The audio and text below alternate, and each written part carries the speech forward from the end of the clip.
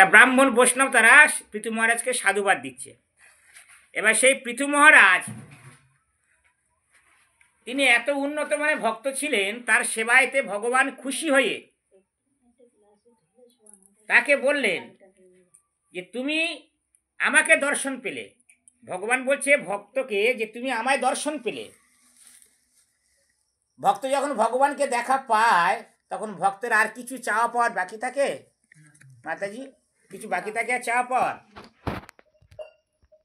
বাকি থাকে না, কিন্তু বাকি থাকে। কারণ আমরা ধ্রুব মহারাজের কাহিনী বা প্রহ্লাদ মহারাজের কাহিনীতে দেখেছি, ভগবানকে দর্শন করার পরেও শুদ্ধ ভক্তের দর্শনের আকাঙ্ক্ষা করে যে হে ভগবান, আমি আপনাকে তো দর্শন পেলাম, কিন্তু আমার মনে ইচ্ছা যে আপনার শুদ্ধ ভক্তের সঙ্গ লাভ করতে চাই। সাধন ভজনের ফল হলো ভগবানকে দর্শন, আর ভগবান দর্শনের ফল হলো ভগবানের শুদ্ধ ভক্তের দর্শন।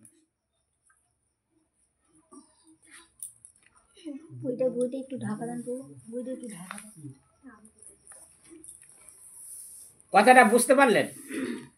সুতরাং সেই পৃথু মহারাজকে দর্শন দেওয়ার জন্য চতুষ্কুমার, যে চতুষ্কুমার ব্রহ্মার প্রথম সৃষ্ট জীব, ব্রহ্মা সর্বপ্রথম এই চতুষ্কুমারকে সৃষ্টি করেছিলেন। এই চতুষ্কুমারের শিবের চেয়েও বড়, শিবের দাদা এরা। হ্যাঁ, এই চতুষ্কুমার এরা নৈষ্ঠিকী ব্রহ্মচারী। চতুষ্কুমার জন্মগ্রহণ করলে ব্রহ্মা ওদেরকে প্রথম বলেছিল যে তোমরা প্রজা সৃষ্টি কাজে যুক্ত হও, কিন্তু এরা কেউ প্রজা সৃষ্টি কাজে যুক্ত হয়নি। কেন না, এরা প্রজা সৃষ্টি করার চেয়ে এদের মনের ইচ্ছা আমরা ভগবানকে আরাধনা করে ভগবানের কাছে ফিরে যাব। তাই এরাই প্রথম পিতার কথা অমান্য করল।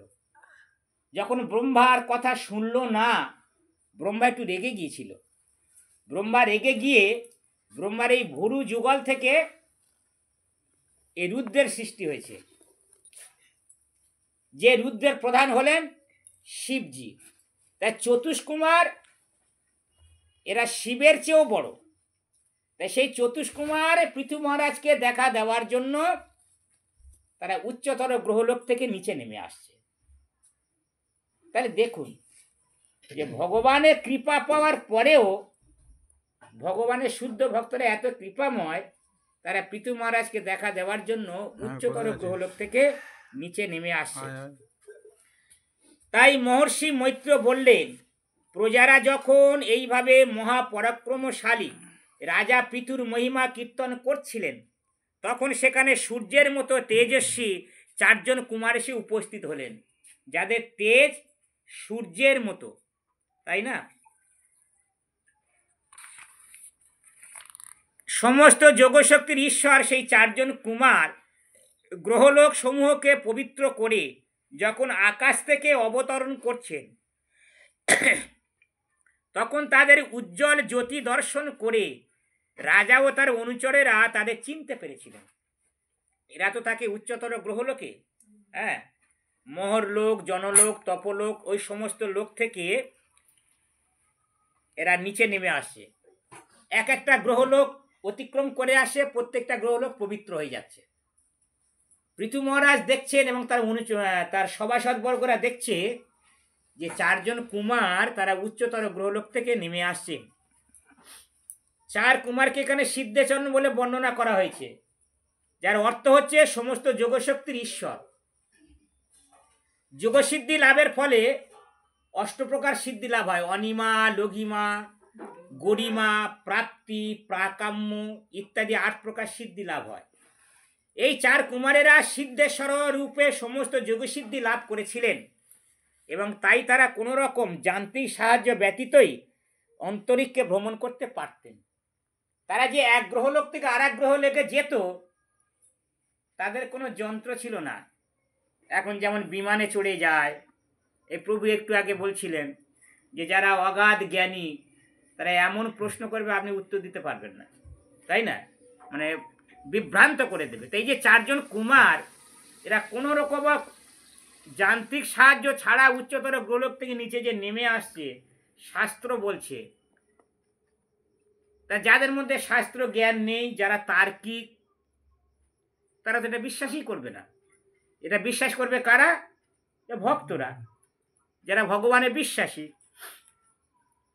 তদ্দর্শন গতানো প্রাণানো প্রত্যাদিতি সুরিবোত্থিত সদর্শানুগো বৈন্য ইন্দ্রিয়েশ গুণানিব।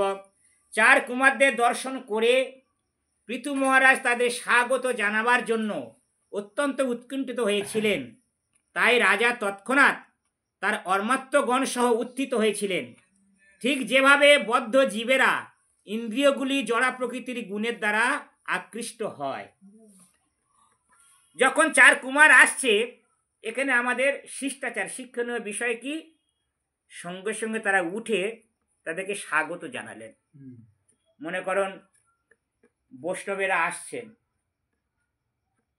বৈষ্ণবেরা এলে যখন সে সভায়তে প্রবেশ করবে, সেখানে সদাচারী শিষ্টাচার হলো সঙ্গে সঙ্গে উঠে দাঁড়িয়ে তাকে স্বাগত জানানো। তারপরে কি করবে?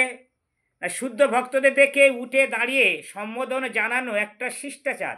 এটা না করলে আয়ু কমে যায়, এটা না করলে আয়ু কমে যায়। তাই প্রতিটি বদ্ধ জীব জড়া প্রকৃতির গুণের বিশেষ মিশ্রণ দ্বারা প্রবাহিত।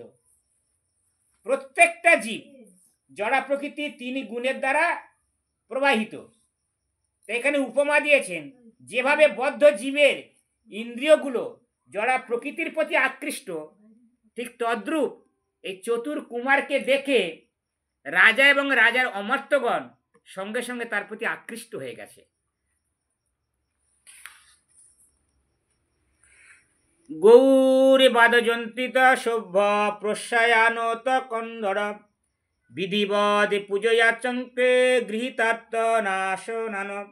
যখন সেই মহর্ষিগণ শাস্ত্রবিধি অনুসারে তাদের যে স্বাগত জানানো হয়েছিল তা স্বীকার করে রাজার দেওয়া আসন গ্রহণ করলেন, তখন মহারাজ পৃথু তাদের গৌরবের বশীভূত হয়ে বিনয়বশত মস্তকে তাদের পূজা করেছিলেন। এবার কি করলেন? প্রথমে উঠে দাঁড়িয়ে তাকে সম্বোধন জানালেন, তারপরে সুন্দর আসনে তাকে বসার জন্য অনুরোধ করলেন। তাহলে বৈষ্ণব আসবে সবার মধ্যে, এসে তিনি আসন গ্রহণ করবে। তারপরে পৃথু মহারাজ কি করলেন? তিনি মাথা নত করে তাকে যথাসম্ভব সম্মানের সহিত পূজা করলেন। এই চারজন কুমাররা হচ্ছেন বৈষ্ণব সম্প্রদায়ের পরম্পরা আচার্য। আমাদের চারটে সম্প্রদায় আছে। একটা হলো ব্রহ্ম সম্প্রদায়, রুদ্র সম্প্রদায়, কুমার সম্প্রদায় আর শ্রী সম্প্রদায়। ব্রহ্ম সম্প্রদায় এসছে ব্রহ্মা থেকে, রুদ্র সম্প্রদায় এসছে শিব থেকে, শ্রী সম্প্রদায় এসছে লক্ষ্মী দেবী থেকে, আর কুমার সম্প্রদায় এসছে এই চতুর্শ কুমার থেকে। এই চতুর্শ কুমারের কাছ থেকে পৃথু মহারাজ দীক্ষা গ্রহণ করেছিলেন। পৃথু মহারাজ ছিলেন কুমার সম্প্রদায়ের বৈষ্ণব। তৎপাদ শৌচ সলিলই মর্জিতালোক বন্ধন তত্র শিলবতাং বৃত্তমাচরণ অন্নিব। তারপরে রাজা কুমারদের পদদক নিজের মস্তকে সিঞ্চন করেছিলেন। পাদদক মানে চরণ ধৌত জল। পৃথু মহারাজ সেই চারজন কুমারের পদধৌত করে দিলেন। পদধৌত করে তাদের পাদদক নিজের মস্তকে ধারণ করলেন। এই প্রকার শ্রদ্ধাপূর্ণ আচরণের দ্বারা কিভাবে একজন মহাত্মাকে সম্মান করতে হয় তা রাজা একজন আদর্শ ব্যক্তিরূপে শিক্ষা দিয়েছিলেন। তাহলে আপনি আচরিয়া শিক্ষা জীবের শিখায়।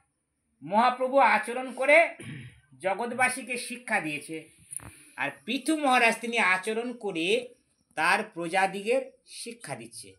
হ্যাঁ, যে আমি যেমন আচরণ করছি তোমরা এমনভাবে আচরণ করবে, তাই না? তাহলে রাজা